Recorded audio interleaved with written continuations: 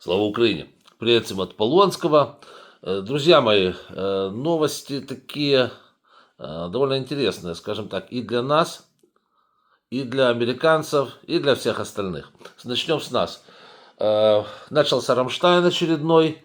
Это первый Рамштайн, на котором не присутствуют Соединенные Штаты Америки. Ну, тут кто-то в чате написал, я посмотрел, что и хорошо, что не присутствуют, потому что, иди знай, получат информацию с Рамштайна, сразу же понесут в Москву.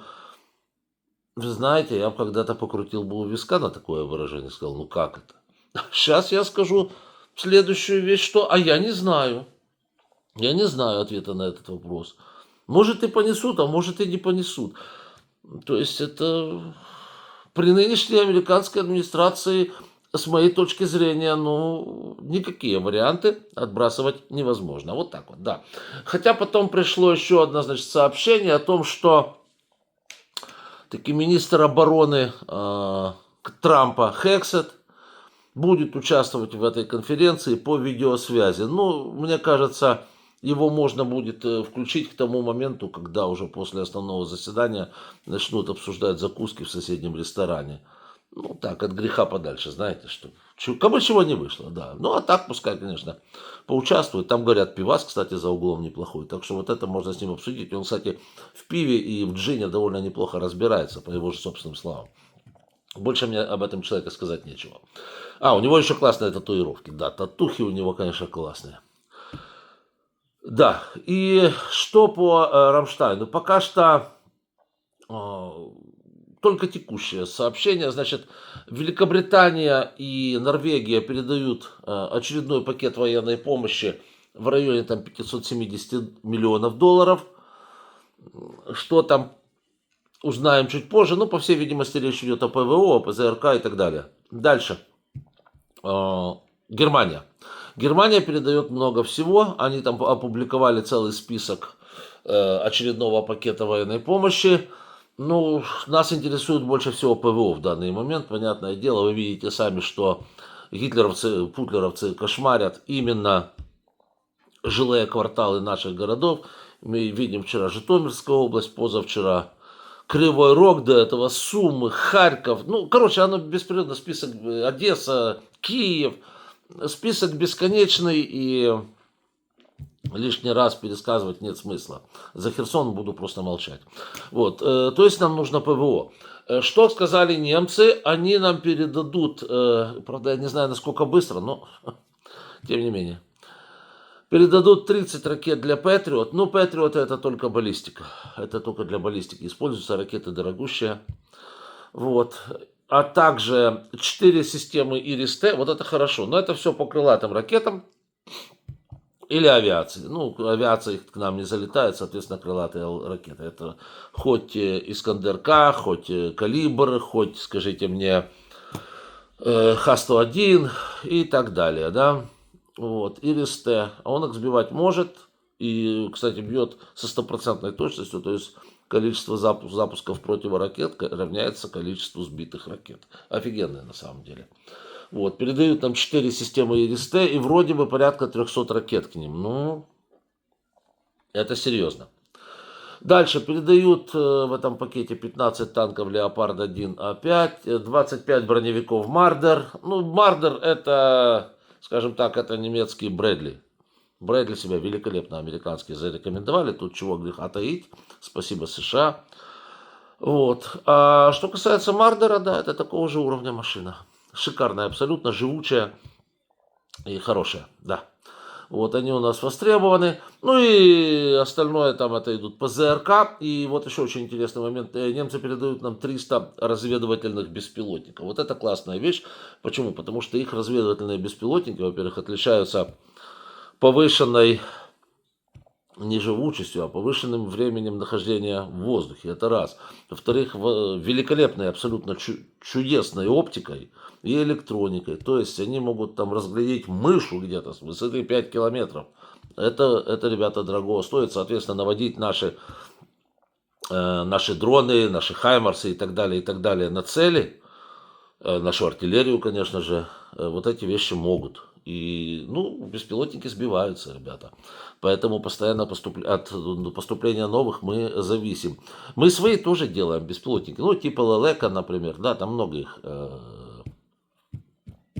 разного типа. Но вот немецкие, они, конечно, отличаются, как ты говорили, умом и сообразительностью. Хорошие беспилотники, за это спасибо.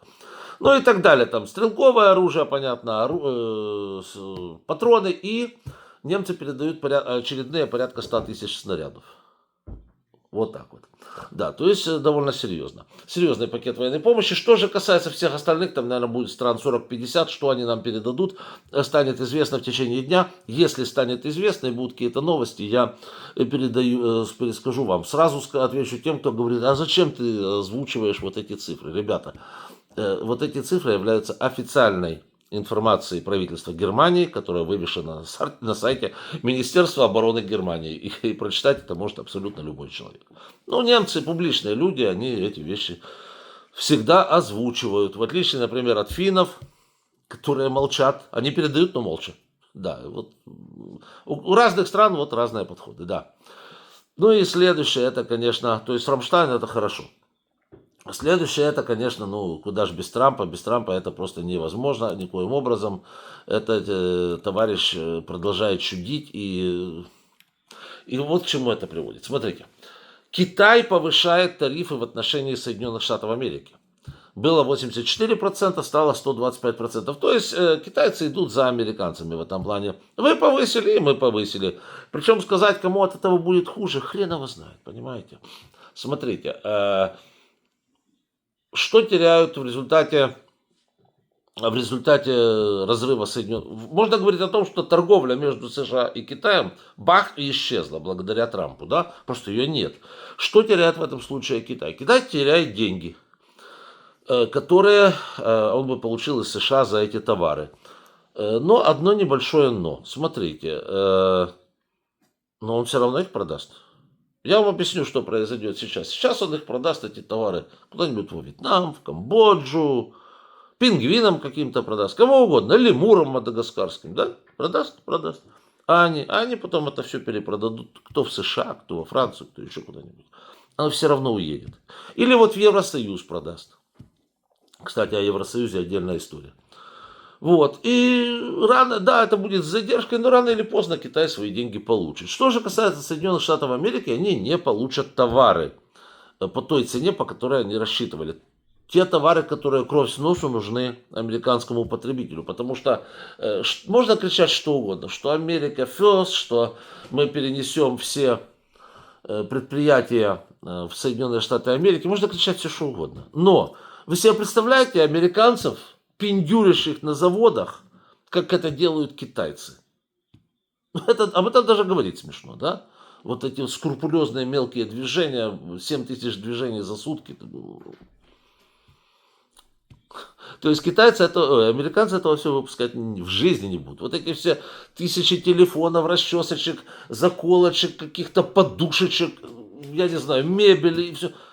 Ну, в жизни они этого не будут делать. В жизни. Ну, по 1001 причине. Во-первых, потому что, скажем так, люди разные, привыкшие к разному уровню комфорта. В Китае они будут работать с утра до ночи. В Штатах ЦНТ, да? Вот. Люди абсолютно разные. Ну и во-вторых, стоимость их труда абсолютно разная. И стоимость всего, что окружает этот труд, тоже абсолютно разная, да?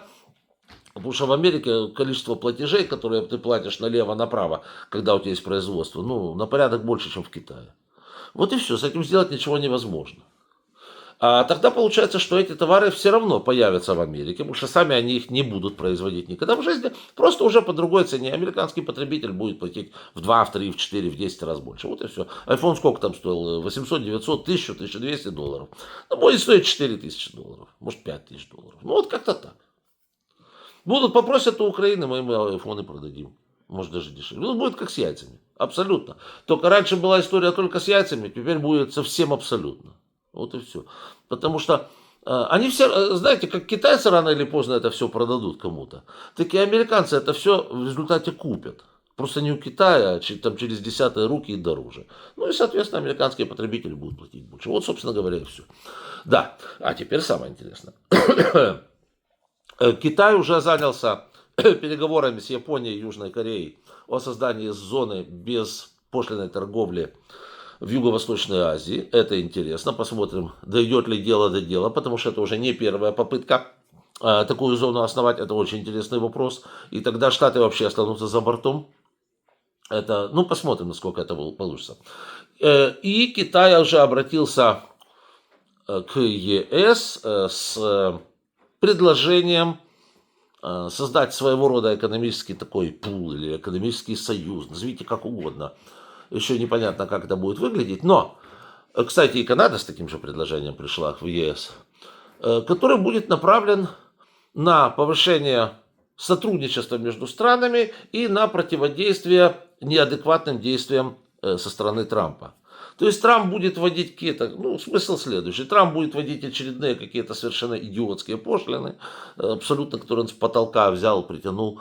Вот. Но поскольку торговля между ЕС, Китаем, Канадой и США упадет, но это так не будет болезненно отзываться на Европе, на Китае и так далее. Так что вполне возможно, что какую-то форму взаимодействия ЕС найдет как с Китаем, так и с Канадой. Вот. Ну, а в этом случае традиционно Трамп останется где-то на обочине истории. Это то, о чем я говорил. Никто не захочет с неадекватом иметь дело. Ну как, все равно будут иметь дело. Но знаете, вот очень точечно и вот так, ну, как-то с ноткой брезгливости. И, конечно, это будет совершенно не та торговля, которая была раньше. Вот, то есть Соединенные Штаты Америки под предводительством Трампа ждут очень, очень интересные времена. Еще один очень интересный момент. Смотрите, Китай обратился к Японии, к Южной Корее, к Евросоюзу с целью углубления экономического сотрудничества. А где же страны БРИКС? Помните, Путин недавно принимал страны БРИКС, и такой БРИКС, такой саммит был, и все туда съехались, и все щеки надували, и все рассказывали, какой БРИКС, ШМИКС. Почему Китай не обратился к странам БРИКС с целью углубления сотрудничества? Почему страны БРИКС не выступили единым его налево фронтом, чтобы поддержать Китай? Потому что это фейковая организация, не существует фактически. Толк с нее, как с козла молока, ровно в таких же объемах. Китай это прекрасно понимает, и поэтому вот этот БРИКС, ну, это так, это, знаете, зато все были в костюмах всегда. Вот тут я могу сказать, все были в костюмах, все хорошо, но и все. Да, больше об этом БРИКСе сказать нечего. Видите, Китай даже на них не обращает внимания. Вот, хотя какие-то там переговоры наверняка из Бразилии ведется и так далее, и так далее. Вот так вот, да, то есть БРИКС абсолютно пустое место. И слава богу. Да, сегодня Уитков едет, точнее уже прилетел в Москву, я еще расскажу, отдельно будет ролик по поводу того, что он там наговорит. Ну и вот, чтобы вы понимали отношение нынешней администрации к бывшим партнерам, бывшим союзникам, я говорю слово бывшие, потому что к союзникам так не относятся. Вот, я тут смотрю очередной американский на Fox News, очередной американский ведущий, трампист. Вот он говорит приблизительно следующие вещи. Я слушаю, у меня, знаете, волосы дыбом.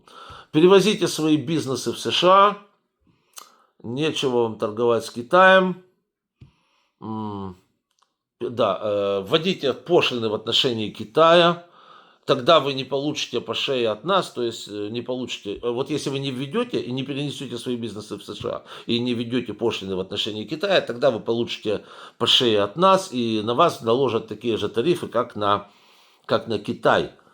Вот. А если вы это сделаете, то тогда вы получите в качестве поощрения фотографию с Трампом, Маском, и этим Лунтиком, Фунтиком, ну вот этот министр торговли. Получите вот такую фотографию в плане поощрения, а может быть даже Илон Маск пришлет вам машину. Я только хочу спросить, а бусы, вот как индейцам, там, помните, с Манхэттена, бусы с брязкальцами пришлете или не пришлете?